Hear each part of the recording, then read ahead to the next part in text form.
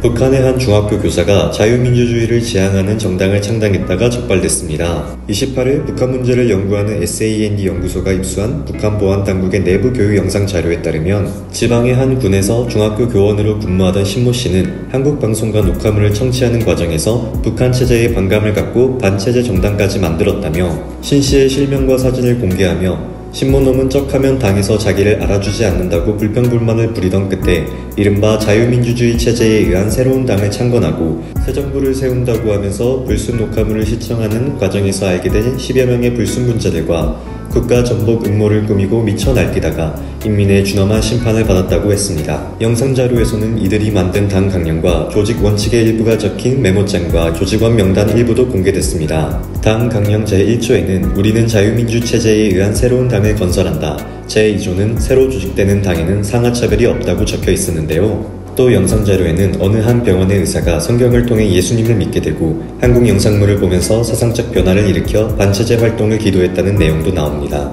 이 밖에도 돈을 받고 북한군의 군사비밀과 대내 교양 자료, 주요 군수공장의 자료들을 넘긴 사례도 등장했습니다. 영상 자료는 불순 적대분자들은 우리 혁명의 수뇌부까지 해치기 위한 반혁명적 음모까지 꾸미고 그 실현을 위해 피를 물고 날뛰다가 군중들에 의해 적발 체포되었다며 한국의 방송과 영상물에 대해 인민들의 심장 속에 간직되어 있는 혁명 수뇌부 결사옹위 정신을 녹여내고 수뇌부의 절대적인 권위를 헐뜯는 악랄한 반혁명적 독소, 우리식 사회주의 제도를 해치게 하는 위험한 독소라고 했습니다. 북한 당국은 이러한 일들로 내부의 반체제 사상을 단속하고자 최근 교사들을 대상으로 사상교양 강화 사업을 진행하는 중인데요. 최근 노동당 과학교육부는 학생들을 건전한 정신도덕적 풍모의 소유자, 체현자로 준비시키자라며 교사들의 괴뢰말 사용을 단속하라 지시했습니다. 교사들이 작성하는 강의 안에 괴뢰식 표현이 많다. 교사들이 수업 시간에 자기도 모르게 괴뢰 말투를 사용하는 현상도 적지 않다는 비판도 함께하였습니다. 또 문제가 제기된 교사들은 해임되거나 혁명화 강제노동에 회부됐다는 점도 지시문에 언급했습니다. 주체 사상을 기반한 공산주의적 혁명인재, 사회주의 건설 역군 양성을 교육 목표로 두고 있는 북한 당국에서는 핵심적 역할을 맡고 있는 교사의 사상적 변질이 미래 세대에 악영향을 줄 수 있다고 보아 교사들을 강하게 단속하고 있습니다. 실제로 북한의 초고급 중학교 교사들은 대부분 젊고 유행에 민감해 한국 드라마도 많이 보고 한국 음악도 잘 알고 있다고 합니다. 한편 북한은 지난해 한국식 말투를 사용하면 최고 사형으로 처벌하는 내용의 평양문화보호법을 채택하였습니다. 최근 북한 시장의 식량 가격 오름세가 지속되면서 북한 주민들의 식량난이 심화되었습니다. 평성시 시장의 쌀 1kg 가격은 1월 초까지만 해도 4,000원대 후반이었으나 25일 기준 5,500원에 거래되었고 25일 기준 옥수수 1kg은 2,500원인 것으로 파악됐습니다. 데일리 NK 북한 소식통은 3인 세대가 옥수수밥만 먹는다고 했을 때 평균적으로 하루에 1.2에서 1.5kg의 옥수수를 소비하고 하루 취사에 필요한 나무 한 단의 가격도 2,500원이라 하루 3끼 옥수수밥만 먹는데도 5,500원에서 6,250원이 필요하다며 하루에 1,000원 벌기도 힘든 북한 주민들에게는 큰 부담이라고 전했습니다. 북한에서 1월은 예부터 벌이가 어려운 시기로 여겨져 일명 썩은 달이라고 불립니다. 그래서 매년 이맘때가 되면 주민들 속에는 썩은 달이 빨리 지나가야지 이러다 굶어 죽겠다는 말이 나온다고 합니다. 중국이 자국 내 탈북민 여성들을 효과적으로 관리 통제하기 위해 이들과 함께 사는 중국인 가족들을 상대로 세뇌 교육에 나섰다고 합니다. 중국 텐진시와 내이멍구 자치구에서는 공안 내부 정책에 따라 지역 공안에 등록된 탈북민 여성과 동거하는 중국인 가족 대표 한 명이 지역 파출소에 시간대별로 모여서 세뇌 교육을 받게 하였는데요. 파출소에는 북한의 어려운 현실을 담은 동영상을 보여주면서 당신들과 함께 사는 탈북민 여성들은 자기 국가를 버리고 도망쳐온 사람들이다. 이들이 한국으로 가겠다며 보살펴준 중국 가족을 배신하는 행위를 하게 해서는 안 된다고 강조했습니다. 파출소에서 재생한 동영상은 1990년대 고난의 행군 시기 북한 주민들이 남루한 차림으로 길거리를 거니는 모습, 북중 국경인 압록강에서 주민들을 위협하는 국경 경비대 군인들의 모습이 담긴 영상이었습니다. 6에서 8분짜리 동영상에 배고파서 조국도 버리고 온 여성들이 이제는 중국에서 살만하니 한국 가겠다고 중국 가족들을 버리려 한다라는 자막을 펴 세뇌하였고 또 일부 파출소에서는 이렇게 거지같이 살던 것을 사람답게 배불리 먹게 해줬으면 잠자코 살아야지 또 가족을 배반하고 한국행하는 것은 비법행위다. 이는 반간첩법에 해당되니 각 가정에서 단단히 잡도록 하라고 당부하기도 했다고 합니다. 그런가 하면 어떤 파출소에서는 젊은 탈북 여성들은 한국행을 하다가 인신매매 당해 제3국으로 팔려가 행방불명되기도 했다. 장기 매매 대상으로 끌려갈 가능성도 있는데 다 그러면 다시는 못 볼 수도 있다는 식으로 공포심을 심게 있기도 한 것으로 알려졌습니다. 중국에 있는 탈북민 여성들은 공안이 중국인 가족을 데려다 교양하는 게 무섭다. 어차피더라도 신분 없이 중국에서 언제 북송될지 모르는 불안을 안고 우울하게 살기 싫다라는 반응을 보였습니다. 북한이 세계도핑방지기구의 규약 준수국 지위를 회복했다고 합니다. 30일 세계도핑방지기구에 따르면 북한 반도핑위원회를 규약 비준수 단체 리스트에서 제외했다고 밝혔습니다. 이는 북한 반도핑위원회가 국제규범을 지키지 않아 지난 2021년 10월 비준수 단체로 지정된 지 2년 만인데요. WADA 산하 규정준수검토위원회는 최근 제출된 북한의 자료를 검토한 결과 규약 준수국 복귀를 위한 조건을 성공적으로 달성했다고 평가했습니다. 앞서 WDA는 신종 코로나 바이러스 감염증 대유행을 이유로 국경을 봉쇄한 북한이 국제 반도핑 규범을 따르지 않자 규약 비준수 단체로 지정했고, 제재로 올림픽 패럴림픽을 제외한 국제대회에서 북한 국기의 개양을 금지했습니다. 그런데도 지난해 9월 항저우 아시안게임에서 인공기가 개양되자 이를 방조한 아시아 올림픽 평의회에 벌금 50만 달러를 부과하기도 했습니다. 북한이 WDA 규약 준수국 지위를 회복하면서 국제대회 인공기 개양도 가능해질 전망입니다. 옷, 신발을 수입하는 양강도 국경지역의 밀무역자들이 한국 최신 패션 유행 파악에 나선 것으로 전해졌습니다. 양강도 소식통은 30일 데일리 NK에 최근 해산시 밀무역자들이 남조선 추세 파악에 나섰다면서 젊은 층이 남조선에서 유행하는 옷에 대해 관심이 매우 높기 때문이라고 전했습니다. 북한의 개인 밀무역자들이 한국의 최신 패션 동향을 파악하고 그에 맞는 물건을 수입해 들여가는 것은 어제 오늘 일이 아닌데요. 코로나 사태 전까지만 해도 밀무역자들은 젊은 층의 수요가 많은 한국 최신 유행 스타일의 옷, 신발 등을 수입했다고 합니다. 한국에서 유행하는 패션에 대한 주민들, 특히 젊은 층의 관심이 높아지고 있으며 실제 밀무역자들은 수요가 있는 물건을 수입할 요량으로 한국 최신 패션 유행 파악에 나서고 있다고 합니다. 그리고는 거래하는 중국 무역업자들에게 한국에서 유행하는 제품 사진을 전달해 비슷한 옷을 주문하는 것으로 알려졌습니다. 한국산 제품은 들여갈 수 없으니 유행만 파악하고 중국 무역업자에게 그와 비슷한 상품을 구해달라고 요청하는 것이죠. 소식통은 아무리 남조선에 대한 적대감을 심어주고 사상교양을 강화해도 남조선 문화와 최신 추세에 대한 북한 사람들의 관심은 여전히 뜨겁다고 말했습니다. 최근 북한 당국이 각 지역 군수공장에 무기 생산량을 기존보다 대폭 늘려야 한다는 지시를 하달한 것으로 알려졌습니다. 당국은 그 이유를 지역 정세 고조 때문이라고 주장했지만 사실상 수출 목적도 내포된 것으로 보이는데요. 31일 데일리 NK 내부 소식통에 따르면 북한 당국은 각종 미사일을 만드는 자강도 군수공장에 올해 무기 생산량을 지난해보다 5배 이상 확충하라는 지시문을 하달했다고 합니다. 해당 지시문에는 미제와 남조선 괴뢰들의 군사적策동으로 조선반도 정세가 역사 이래 최고조로 긴장해 있다며 적대 세력들의 전쟁 발광에 대응하기 위해 무기 생산을 확대해야 한다는 내용이 담겼습니다. 이 밖에도 주요 군수공장에 올해 무기 생산량 확충을 주문하는 지시를 하달하고 있는 것으로 보입니다. 북한 당국이 무기 생산량을 증대하려는 배경에는 무기 수출을 통해 외화를 벌어들이려는 목적도 포함되어 있다고 합니다.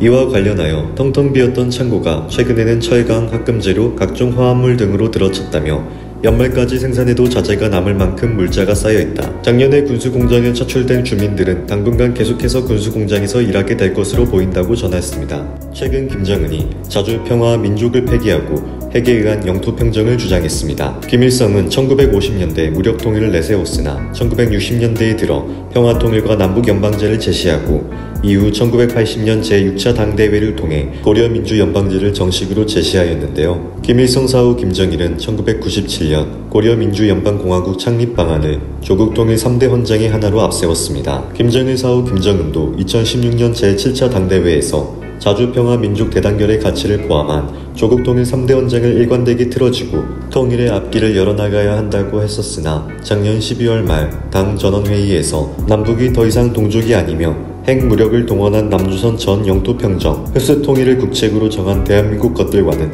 언제 가도 통일이 성사될 수 없다고 했습니다. 이후 지난 15일 최고인민회의에서 대한민국은 불변의 주적이라며 헌법에 있는 자주평화통일 민족대단결이라는 표현도 삭제되어야 한다고 했습니다. 김일성 시절부터 이어온 조국통일 3대 원칙을 공식으로 폐기한 것입니다. 북한이 계속해서 1월 24일, 28일에 이어 30일 순항미사일 여러 발을 서해상으로 발사했습니다. 이날 발사한 순항미사일은 불화살 3-31로 추정되며 최일 잠수함 연구소 소장은 불화살 3-31형은 러시아 다목적 순항미사일을 모방한 것으로 육상 수상함 잠수함에서 사용 가능한 것으로 보이며 사거리는 2000km로 추정된다고 합니다. 연료와 산화제를 탑재한 로켓을 이용해 대기권을 벗어났다가 재진입하면서 관성을 이용해 탄도궤도로 비행하는 탄도미사일과는 다르게 순항미사일은 제트 엔진 등으로 대기권 내에서 공기를 흡입하며 연료를 태우기에 별도 산화제가 필요하지 않으며 순항미사일은 대기권 내 비행 특성상 탄도미사일과 비교가 되지 않을 정도로 낮은 고도로 비행함으로써 지구 공면에 의해 제한되는 지해상 레이더의 탐지 범위를 피해 날아다닐 수 있습니다. 레이더의 사각지대를 통해 순항미사일이 해수면을 스치듯 나는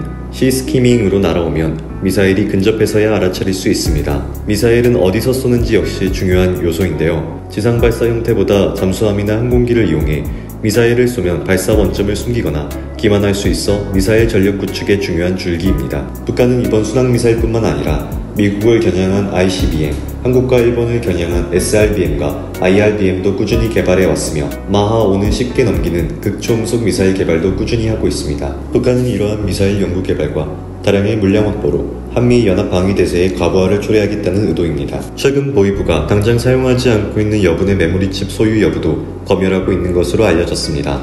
SD카드나 마이크로 SD카드 등 여분의 메모리칩을 가지고 있는 경우 중국 휴대전화로 불법 해외 통화를 하거나 한국 영화나 드라마, 뉴스 등을 보거나 한국 노래를 들은 것과 같은 죄로 처벌하는 것입니다. 실제로 최근 한 평북 신의주에 거주하는 30대 남성이 SD카드를 가지고 있는 것이 발각돼 현재 예심을 받고 있는 것으로 알려졌습니다. 이 남성이 가지고 있는 SD카드에는 북한 노래 몇 곡이 담겨 있을 뿐 북한 당국이 일컫는 괴뢰 영화나 녹화물, 편집물, 도서, 노래 등은 저장돼 있지 않았다고 합니다. 하지만 북한 당국은 여분의 SD카드를 소유하는 것만으로 괴뢰 문화를 접할 가능성이 있는 자로 간주한 것입니다. 같은 지역 또 다른 40대 남성도 손전화 검열에 걸려 소지품을 수색하던 중 여분의 마이크로 SD카드가 발견돼 문제가 되었는데 SD카드에는 어떠한 외부 콘텐츠도 담겨있지 않았음에도 결국 이 40대 남성은 보이부에 $400를 벌금으로 물고 풀려났습니다. 사실상 뇌물을 주면서 예심 자체까지는 밟지 않게 된 것입니다. 최근 SD카드를 가지고 있다가 단속에 적발된 사례가 발생하자 주민들은 남조선 영화를 본 것도 아니고 중국 손전화를 사용하는 비법을 저지른 것도 아닌데 범죄자처럼 처벌받는 것은 너무하다라는 반응을 보였습니다. 북한에서는 SD카드나 마이크로 SD카드를 G카드라고 부르는데 이런 저장 장치에 한국이나 미국 등 북한 당국이 말하는 적국의 콘텐츠가 담겨 있거나 이를 유포한 것으로 확인될 경우 반동사상 문화배격법에 의해 노동교화형 또는 사형에까지 처할 수 있습니다. 북한 당국이 주민들의 사상 이완을 막기 위해 외부 정보 이용에 대한 처벌을 강화하는 법령을 마련했음에도 불구하고 한국 컨텐츠를 비밀리에 이용하는 주민이 줄어들지 않자 지속적으로 단속의 강도를 높이고 있는 것으로 보입니다. 북한이 국제다자회의 무대에서 한국을 언급하며 ROK라는 호칭을 썼습니다. 이는 북한이 남북관계를 적대적 관계로 규정한 이후 나타난 변화로 보입니다. 31일 유엔 제네바 사무소에서 열린 군축회의 일반 토의에서 박광혁 주 제네바 북한 대표부 대사대리가 한국을 ROK라고 불렀습니다. 북한은 그동안 한국을 두고 사우스 코리아 또는 줄임말인 SK 등의 표현을 사용해 왔습니다. 북한 스스로를 칭할 때는 DPRK라고 말했습니다. 방 대사대리는 새해 벽두부터 US와 ROK는 1년의 연합훈련을 실시하며 북한에 대한 군사적 위협을 가했다. US와 그 속국들이 자행하는 대북 대결 책동은 전례 없을 정도로 극에 달했으며 전쟁이라는 단어가 이미 추상적 개념이 아니라 현실적 실체로 우리에게 다가오고 있다고 말했습니다. 북한은 지난해 7월부터 담화나 공식 석상에서 남조선 대신 대한민국이라는 호칭을 사용하기 시작했는데 노동당 부부장 김여정은 당시 대남 비난 담화에서 미 공군의 대북 정찰 활동은 북미 간의 문제라며 대한민국 군부는 개입하지 말라고 했습니다. 김여정은 대한민국의 합동참모본부, 대한민국 족속이라는 표현도 썼습니다. 그동안 같은 남조선이라는 용어에서 보이듯 한민족이라는 특수관계로 간주해왔던 남북관계를 일반적인 적대국 관계로 대체하겠다는 북한의 인식이 반영된 것이라는 해석입니다. 실제 군축회의 현장에서 주용철 북한 대표부 참사관은 북한과 ROK의 관계는 더는 동족이 아닌 적대적인 두 국가 관계로 완전히 고착됐다며 바람이 잦으면 비가 오게 돼 있다는 말이 있듯이 이러한 상황에서는 작은 불씨도 엄청난 물리적 충돌로 이어질 수 있다고 말했습니다.